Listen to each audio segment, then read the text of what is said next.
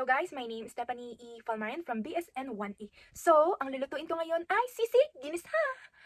Pinaghalo po siya ng sisig at longganisa. So guys, my inspiration came from combining the sweet and savory of longganisa, cordilleran, and crispy and sizzling textures of sisig. I wanted to create a unique fusion dish that highlights the sweetness of the longganisa while maintaining the traditional taste of sisig. These combinations showcase the creativity and versatility of Filipino local ingredients. So guys, ito na pala yung ingredients na gagamitin ko sa aking lulutuin. Ang una ay sibuyas. So, para saan nga ba ang sibuyas pag magluluto tayo ng sisig? Ginagamit ito para maging sweet yung karne o yung ginamit mong karne. Next naman is yung bawang. So, para saan nga yung bawang? Yung bawang ay pang-alis ng langsa at nagbibigay ng aroma doon sa pagkain. At next naman ay maglalagay ako ng sili. So, para saan nga itong sili? Itong sili ay makakatulong para bawat kain ng sisig ay magkakaroon ng kick doon sa pagkain. So guys, i-add ko rin sa aking ingredients ay ang paminta. Paminta rin ay nakakatulong rin para hindi masyadong malangsa at nagbabalance siya doon sa pagkain. At lastly, ang gagamitin ko ay cordilleran longganisa. Buksan ko lang. So, ito nga. Pink siya. May iba't ibang klase ng longganisa sa cordillera. Meron rin garlic. Medyo kulay orange siya. Pag sweet naman is pink. Ito siya guys. Ito, hiwa natin yung bawang guys ha. Hindi ako marunong mag-iwan ng bawang, pero I'm trying my best. Ayan. Unti lang sana ilalagay ko, pero mas maganda, mas marami, para hindi malangsa. Wait. The ingredients from the traditional sisig are the onion, garlic, chili, calamansi, black pepper, and optional lang yung mayonnaise. Instead of the usual fork used in sisig, I am using Baguio Longganisa, which represent the Cordilleran fusion in this recipe. Sorry guys, hindi ko nalagay yung calamansi kasi hindi po ako nakabili.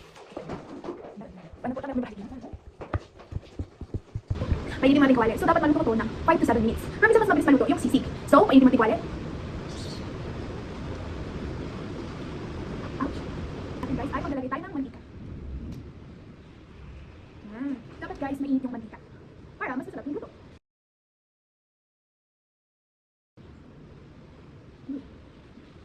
So, ayun guys, nakikita niyo ba yung usok?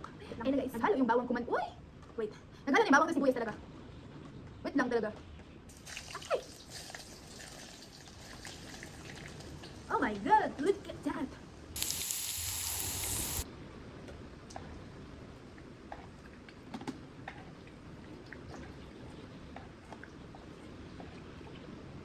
Next guys is sibuyas. Good.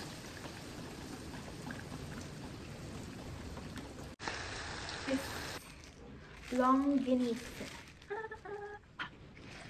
Wait, so guys. Ay! Walang ka.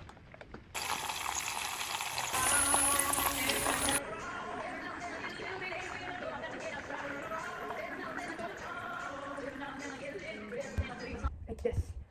Hindi ko pa siya masyadong niluto kasi pipito ko pa naman siya doon ulit. Ito-double cook natin siya guys. Yan. Look.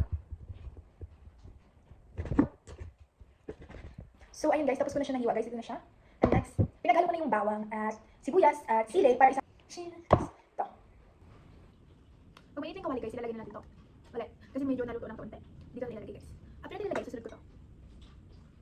Ayun guys, kumukulo-kulo na siya.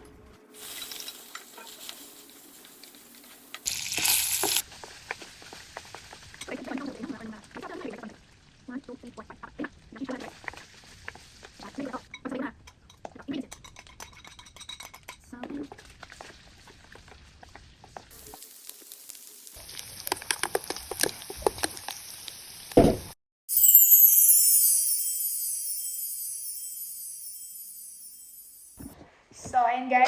Tapos ko na siya naluto guys. Ito siya.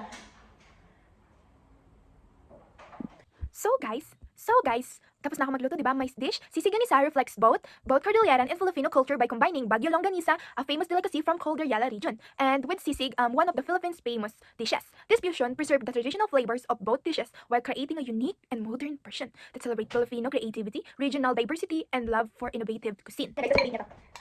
Tingnan po. Naiya siya guys. Ayan. Lasang sisig ba? Lasang sisig nga. May? Basta hindi siya. Ayan siya guys. Butigo. So, ano masabi mo sa niluto pala? It's 10 out of 10. It's meaty. Masarap. It's perfect. Almost perfect pala. Medyo bawasan lang yung pagka-sweetness siguro. Mas anghangan pa ng konti para sisig na sisig talaga siya.